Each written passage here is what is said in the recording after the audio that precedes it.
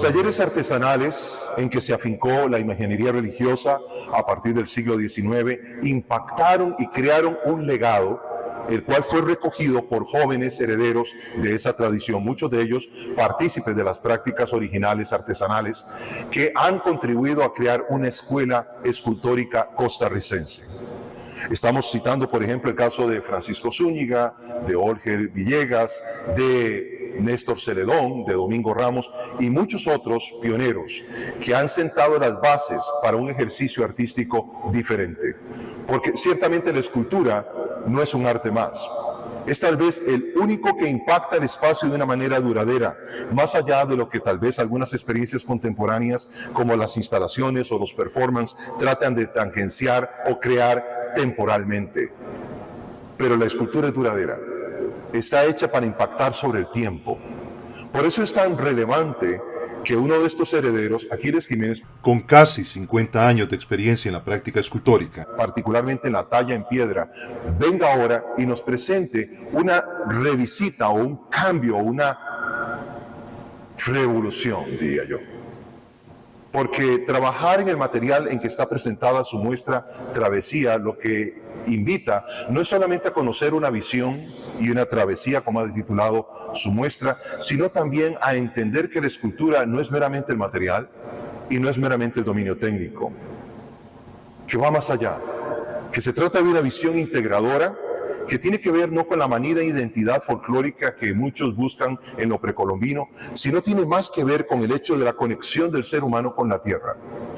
Esta relación orgánica es claramente manifiesta en su última exposición, en la cual trabaja con uno de los materiales más difíciles con que se puede trabajar por su nivel de dureza, me refiero al jade. La muestra nos hace cruzar o navegar a través de lo que ha sido en el fondo la carrera de Aquiles, porque muchas de las piezas retoman algunos elementos formales de su producción a través de sus distintas series. Vamos a tener la oportunidad de analizar su trabajo, de examinar su proceso creativo, conectando su pasado con su presente, sus inicios en el barro y la madera, hasta llegar ahora a la producción transformando el jade.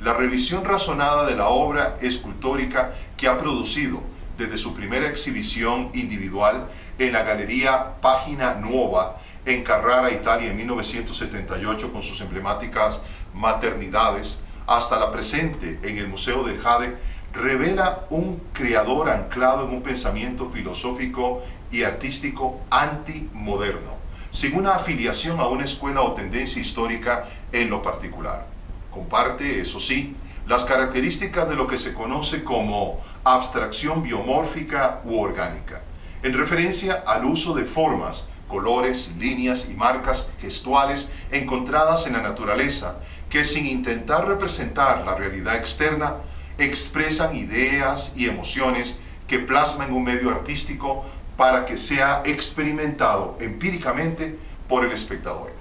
El término, que fue popularizado por Alfred Barr, fundador del Museo de Arte Moderno de Nueva York, en 1936 no designa exactamente un movimiento o escuela, sino más bien atributos que podemos hallar en artistas disímiles a lo largo de la historia del arte, como el precursor de la abstracción Vasily Kandinsky y el modernista Konstantin Brancusi, pero también surrealistas como Jan Arp, Joan Miró e Yves Tanguy, y escultores como Barbara Hepworth y Henry Moore, solo para citar algunos ejemplos realmente notables. Este tipo de abstracción es una clara respuesta alternativa al extremo intelectualismo y ateísmo que dominó las artes visuales modernistas en las primeras décadas del siglo XX en las metrópolis de Europa y América, favoreciendo la ciencia y la razón sobre todas las cosas.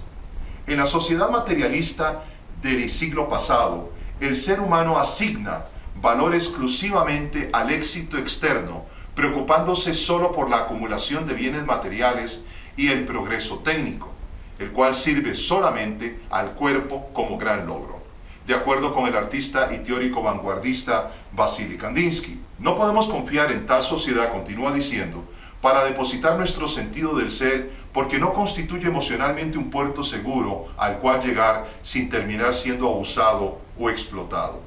Debemos, no obstante, al filósofo francés Henri Bergson, a inicios de 1900, el cuestionamiento seminal de la primacía de la representación sobre la abstracción, la ciencia y la lógica sobre la intuición. Esta última, apegada a una duración que es crecimiento, percibe allí una continuidad ininterrumpida de imprevisible novedad. La intuición ve, sabe que el espíritu saca de sí mismo más de lo que tiene, que la espiritualidad consiste en eso mismo, y que la realidad impregnada de espíritu es creación. Su propuesta de un sistema de valores que elevaba la creatividad e imitaba los procesos de la naturaleza, ya sea por fecundidad, mutación o un concepto, es lo que llama novedad imprevisible, que fue muy influyente en las artes visuales en las décadas siguientes, particularmente en Arp, con sus formas fluidas o concreciones de puro naturalismo, y las formas ovoides de Brancusi. Bergson articuló el principio de la creatividad universal, despojado de lo que limita la conexión del hombre con lo más profundo de sí mismo y del mundo, abriendo al ser humano, particularmente el artista, a vivir de sorpresa en sorpresa, admirando la inacabable variedad y riqueza de la vida, vida que nosotros desde nuestra propia creatividad podremos ayudar a construir. En sus palabras, la intuición en oposición a la razón es el sentimiento que tenemos de ser creadores de nuestras intenciones, de nuestras decisiones, de nuestros actos, y a través de esto de nuestros hábitos, de nuestro carácter, de nosotros mismos. Artesanos, dice él, de nuestra vida, artistas, aun cuando no lo queramos, trabajamos de manera continua en moldear con la materia que nos es proporcionada por el pasado y el presente, por la herencia y las circunstancias, una figura única, nueva, original, imprevisible, como la forma dada por el escultor a la arcilla. Aunque podemos encontrar evidencias de las formas biomórficas en la pintura y la escultura modernas a partir de 1913, la influencia del pensamiento de Bergson fue adoptado ampliamente solo después de la destrucción de las visiones utópicas del futurismo, el cubismo y el constructivismo por el estalinismo, la Gran Depresión y el nazismo, llevando a que la ciencia fuera gradualmente sustituida por la naturaleza como la principal fuente de inspiración para pintores y escultores por igual. No obstante, la abstracción biomórfica u orgánica no tenía como objetivo construir racionalmente, sino emular las fuerzas germinales de la naturaleza. Aquiles Jiménez abreva en esas fuentes filosóficas y artísticas para enmarcar su indagatoria, marcando intencionalmente una distancia entre su obra y la producida por escultores abstractos y conceptualistas de su generación, afirmando una postura antimaterialista y antimoderna. En esta vena, el escultor escribió: el bosque y el río eran una sola cosa, como todo en la naturaleza. Este sentimiento me dio oportunidad de sentirme también uno con ellos, pues en el bosque yo era parte de esa armonía sutil, de ese equilibrio entre hechos, signos y presagios, de la simbiosis entre el viento y la hoja, la piedra y la nube, el árbol y el sol. Y luego Jiménez resume cómo sus vivencias están atadas a su proceso creativo. Dice: sigo pensando que la escultura es encontrar la imagen a ese sueño que se pasea por la esencia de las cosas. Las raíces de Jiménez, donde se concibió ese sueño transformado en evocación telúrica, se encuentra en el Roble, a unos 15 kilómetros de Barba de Heredia. No obstante, nació junto a un río que tenía un bosque del que se sentía dueño cuando era pequeño y en el que abundaban las piedras, por lo que se llamaba Pedregal. Se afirma que nuestra personalidad se define principalmente en los primeros 10 años de vida sobre esta tierra, por lo que las vivencias de la infancia y la adolescencia son particularmente influyentes al establecer imágenes en nuestra memoria, que se interiorizan indistintamente de nuestra vocación final.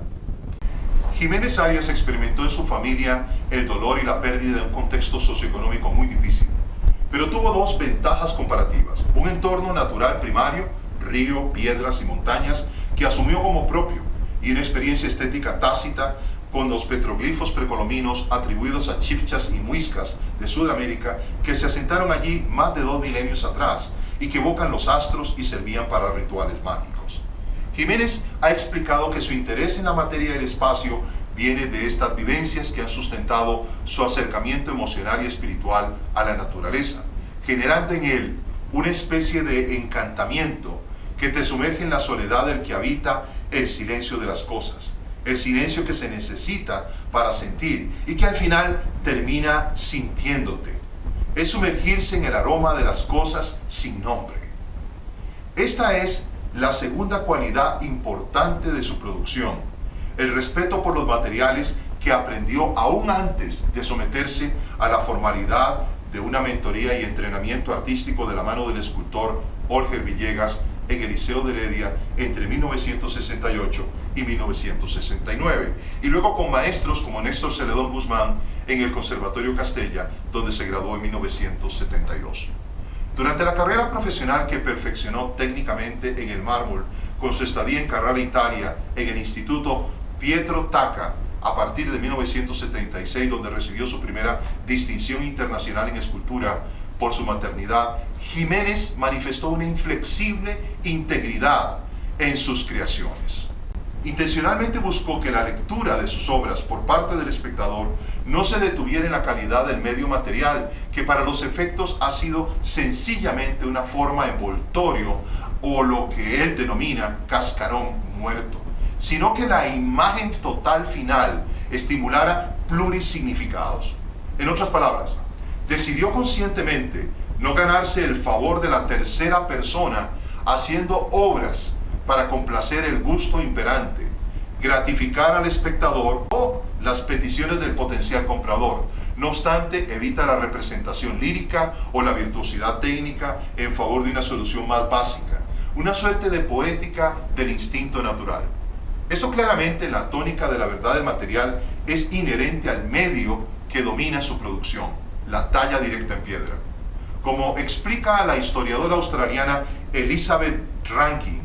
la creatividad no es puramente un proceso imaginativo e intelectual, sino más bien uno que tiene lugar predominantemente en la confrontación real del artista y su medio. Esto podría parecer una aproximación romántica que favorece la creación espontánea, opuesta a la expresión clásica que enfatiza más el cálculo cerebral basado en el diseño. Dicho de manera sencilla, la verdad del material sugiere que el medio empleado por el escultor debe dictarle la amplia configuración de la escultura, sus formas individuales y el tratamiento de la superficie. En 1934, el escultor británico Henry Moore lo reiteró de la siguiente manera al declarar: cada material tiene sus propias cualidades individuales. La piedra, por ejemplo, es dura y concentrada y no debe ser falsificada para que parezca carne blanda. Debe mantener su dureza tensa, su piedra. En la misma vena, Jiménez acepta las limitaciones y particularidades naturales de su material y no impone su destreza técnica para afirmar las cualidades del medio en el que talla directamente.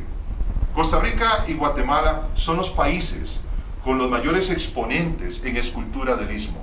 Hay tradición y dominio técnico, pero lo que distingue abismalmente a los escultores es la tendencia a favorecer un arte que busca una solución en el material en lugar de encontrarlo en el mismo. Buscar y encontrar son opuestos. La diferencia la hace el concepto de la verdad en el material del que vengo hablando y que aplica integralmente al costarricense. A pesar de que formalmente su primera exhibición individual tuvo lugar en 1978 en Carrara, Italia, Jiménez ha completado 14 muestras individuales y participado en 137 muestras colectivas en 47 años, la mayoría en galerías oficiales costarricenses, al tiempo que ha recibido 17 premios y reconocimientos por su obra. Es una marca notable para un escultor que se ocupa de la talla directa en distintos materiales o soportes pétreos. Entre una y otra de sus 11 series consistentes principalmente de tallas directas en piedra, no hay profundos rompimientos formales, excepto el zoomorfismo aparente de sus inicios, la verticalidad en los guardianes de la noche o lo rotundo en las montañas y la expresión del tiempo y el espacio. De hecho, uno puede emparentar su producción a un estilo personal marcado por el acento figurativo muy estilizado, llamativos puntos focales que pone por ojos y el pulido detallado que produce un brillo y pliegues que hacen parecer cada pieza como contenida por la línea o los perfiles. Aunque en una entrevista defendió el argumento de que la esencia del arte es la transgresión, su obra ha transitado de una serie a otra con un tono conservador, evolutivo más que revolucionario. Exceptuando sus primeras obras en arcilla y su primer gran tópico, la maternidad, cada nueva serie desde música, pasando por agua, estado del alma, presagio, noche y guardianes de la noche, hasta su inagotable indagatoria montaña, lo que se podría considerar transgresión, es su deliberado rechazo de la representación escultórica tradicional de evocación realista y figurativa, afincada cada vez más en el diseño. Cada serie es en realidad una etapa sin un inicio o fecha de caducidad precisa, en una misma indagatoria tridimensional que cambia de motivo compositivamente de manera subyacente, pero permea o presagia la siguiente a modo de leitmotiv o motivo recuerdo, con intermitencia. Estamos evidentemente ante una propuesta gobernada más por la intuición en el sentido que plantea Berzon y Bachelard que el cálculo racional, donde emergen en un ciclo creativo continuo de carácter evolutivo no lineal, obras que el artista disfruta más como proceso que como producto final. Por ello, lo que el escultor pretende afirmar en sus series es el concepto de unidad total a partir de la evocación espiritual permanente del misterio. Léase la evocación espiritual del inédito en la forma, el volumen y el espacio escultóricos. Las series no están divorciadas unas de otras, no suponen disrupciones dramáticas entre una y otra, sino facetas de un todo que atisbamos en cada pieza, pero cuya sustancia solo puede ser apreciada en el conjunto de toda su creación. Me recuerda la pasión por la escultura arcaica que comparten los artistas con propuestas biomórficas y orgánicas de los que Jiménez es parte. Tácitamente rechazan la simplicidad del volumen modernista, que se alcanza mediante el dominio técnico del diseño, y favorecen en su lugar la solución encontrada con la simplicidad de la imagen de los creadores antiguos. En el fondo, critican con su obra la ausencia de espiritualidad y poesía que domina la escultura modernista y, por supuesto, la conceptual de factura contemporánea, donde prima la idea o el mensaje sobre todo lo demás. En términos de desarrollo, el sueño de la mayoría de los escultores que he abordado a lo largo de más de 40 años de ejercicio crítico ha sido desarrollar obras monumentales que afecten radicalmente el espacio compartido con los espectadores. Esperando con mi esposa al inicio de una ópera de Puccini, al norte de la Casa de la Ópera Metropolitana en Nueva York, unos años atrás, recordaba la experiencia de sentarnos para apreciar la figura reclinada de Henry Moore, un conjunto de 2 esculturas en bronce creadas entre 1963 y 1965, que se despliegan sobre un estanque de agua evocando una mujer y una piedra que emergen del agua. La pieza se veía magnífica, pero confinada, sin aire ni profundidad, debido a que en el 2007 fue reubicada en una piscina mucho más pequeña, afectando su impacto. Es cierto que a menudo los escultores sueñan con espacios públicos que financian los demás y luego quedan al capricho de políticos y desarrolladores inmobiliarios, entre otros. Localmente es lo que pasó con Los Amantes, una obra en bronce de Néstor Celedón Guzmán que ocupaba la esquina amplia del antiguo edificio Numar en la capital costarricense y que ahora casi no es visible porque se ha reducido el espacio, se le ha cercenado el espacio original. La presente muestra de Aquiles Jiménez en el Museo del Jade me ha recordado dolorosamente como espectador y como crítico, cómo aún las piezas de formatos más modestos reclaman espacio para cumplir su misión estética, para respirar e impactar al espectador. Las 18 piezas en jade de diferentes colores y tonos atiborran el limitado espacio, de manera que transitar entre ellas resulta en un ejercicio restrictivo y a veces hasta peligroso para una adecuada apreciación. Si sumamos a ello que la altura de los pedestales es irregular y parecen en su mayoría haber sido dispuestos para ver la obra desde arriba, la museografía en términos de diseño de la exposición resulta disfuncional, por decirlo menos.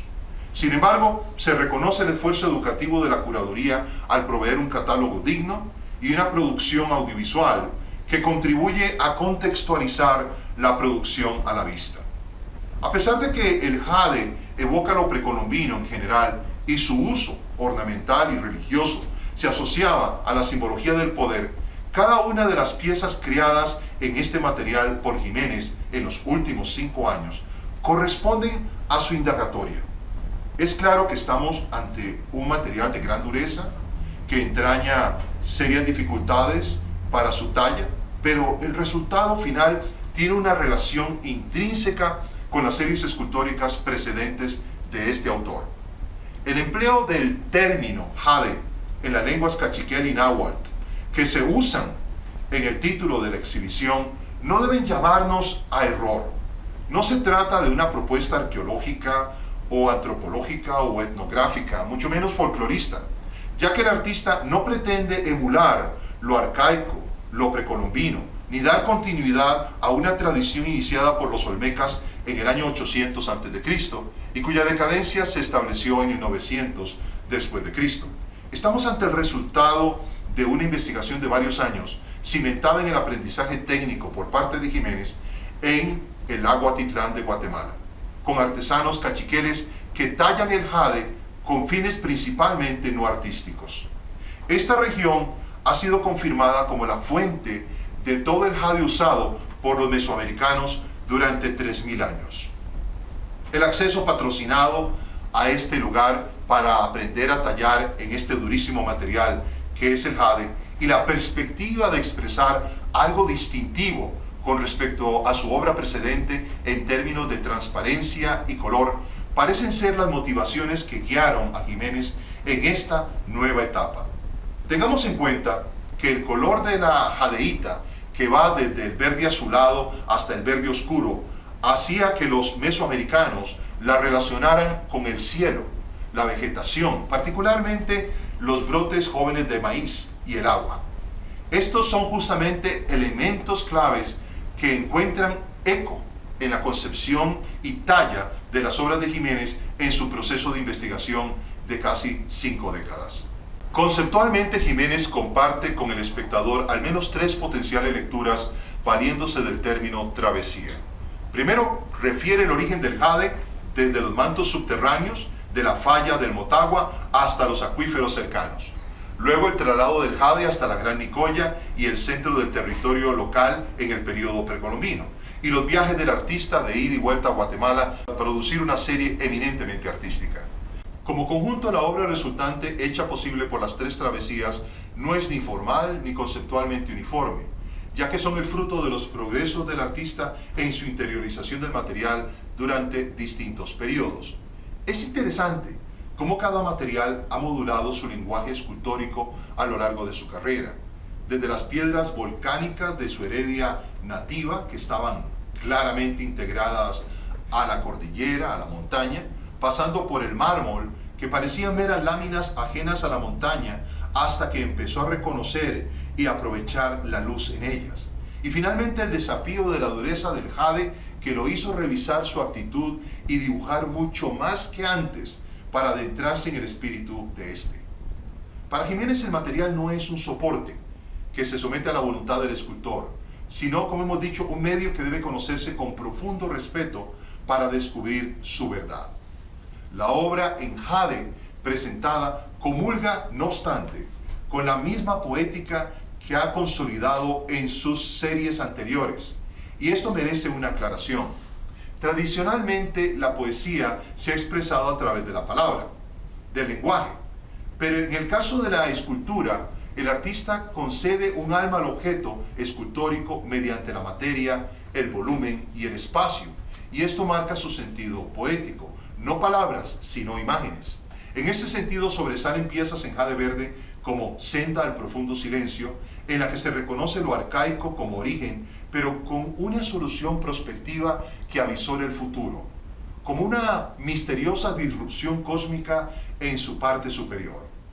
Otras obras como Silencio y Luz evocan en pequeña escala la solución ya citada de Moore, al valerse de un espejo de agua para crear un sentido profundo de continuidad multidimensional a partir del jade verde, con incrustación de jade naranja, basalto y agua. En cambio, Presagio de Plenitud del 22 en jade verde nos conecta irremediablemente con series como Montaña, pero como otras piezas en exhibición, reclaman una solución monumental en espacio abierto. Es junto a Mujer Florida número 1 del 2019 al 2020 una propuesta sobre lo femenino, que reformula la herencia atávica y ancestral que viene desde los neandertales. Hay ciertamente en estas obras la expresión de lo esencial, vital, a partir de lo cual se generan formas que alteran el espacio interno y circundante. En términos de acabado técnico, las obras en general de esta muestra no revelan su transparencia, una de las cualidades que se pueden obtener del jade. La transparencia del jade puede variar de opaca a semitransparente, y la jadeíta semitransparente es considerada la de mejor calidad, ya que permite ver a través de ella, aunque sea de manera borrosa, y tiene un brillo atractivo debido a que la luz penetra por debajo de la superficie. Para lograr tales efectos, Jiménez hubiera tenido que invertir al menos hasta 6 meses en cada una de sus piezas, lo que hacía económicamente inviable y la empresa en total insostenible. Pero justo es reconocer la destreza técnica de Jiménez, que ha dominado el material en un plazo relativamente corto. La mayoría de las figuras llevan también la marca esencial del autor, que él denomina punto de cohesión, manifestado en los ojos de las figuras. No son accidentes, sino intentos deliberados de Jiménez de dejar una impronta estilística distanciándose de lo abstracto. Con el dominio técnico, el respeto por la verdad del material y una clara intencionalidad conceptual, el énfasis que hace cumplir a los ojos en la mayoría de sus obras se vuelve algo gratuito. Ya sea que quiera puntualizar la tonalidad, la simplicidad o la concentricidad de las formas, esta suerte de ancla resulta superflua por innecesaria. Sus obras se sostienen sin que talle o dibuje ojos en ellas. Todo creador debería pensar en el futuro y qué detiene su progreso. Esta parece ser una de esas. Como bien explica el filósofo argentino Guillermo Barber Soler, con base en el pensamiento filosófico de Berzón y Bachelard, la tendencia de pensar el futuro como una reelaboración de los elementos pasados es la misma que lleva al hombre a pensar al tiempo bajo la estructura del espacio, pues implica considerar cualquier nueva realidad como un reorden y no como una creación. En otras palabras, el espacio escultórico, por ejemplo, es donde se establecen las órdenes alimentadas por el pasado, pero la creación solo ocurre en el tiempo, es decir, en la fase de la duración. Por lo tanto, el creador, en este caso, debe ganar intuición sobre el tiempo para evitar que su creatividad sea anulada. La última vez que escribí sobre Aquiles Jiménez fue en 1986. Por entonces había descuidado su indagatoria en favor de promover grupos y organizar simposios, entregando su talento y energía a ciertas convenciones para patrocinar a otros, quitando valioso tiempo a la concepción y ejecución de sus propias esculturas.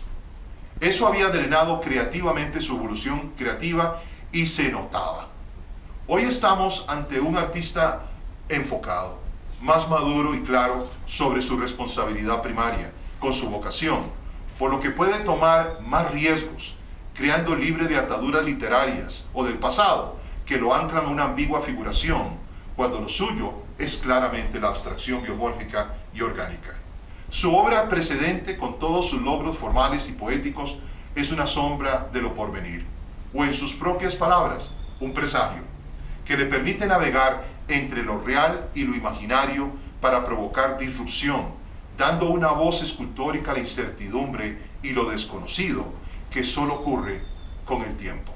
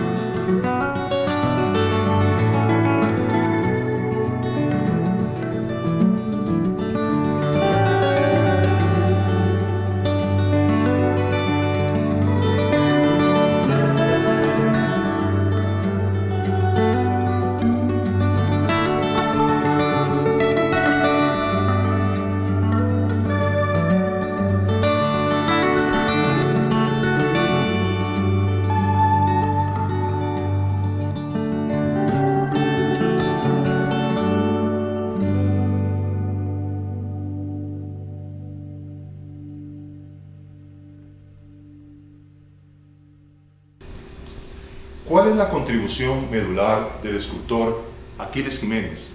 al arte tridimensional en nuestro entorno? Es una obra que ciertamente remonta a la técnica para comunicar un mensaje, pero no es el mensaje conceptual al que estamos acostumbrados en la escena contemporánea. Su obra comunica, pero el mensaje no es realmente lo importante, es la interrogante que plantea. Igual que en ciencia, el arte hace preguntas, y estas preguntas nos obligan a nosotros a hacer una introspección necesaria. Igual que sus piezas lo provocan, no solamente en las cédulas y títulos que ponen al pie de cada una de ellas, sino en la misma concepción plástica, en la composición de cada una de estas masivas obras talladas directamente por el escultor herediano. Debemos tomar el arte como una oportunidad para crecer, pero el arte intrínsecamente tiene un valor, y el valor más importante es heurístico, las preguntas que genera en aquel que las recibe. Les habló Juan Carlos Flores para Ars Criterium desde el taller del artista y escultor herediano Aquiles Jiménez.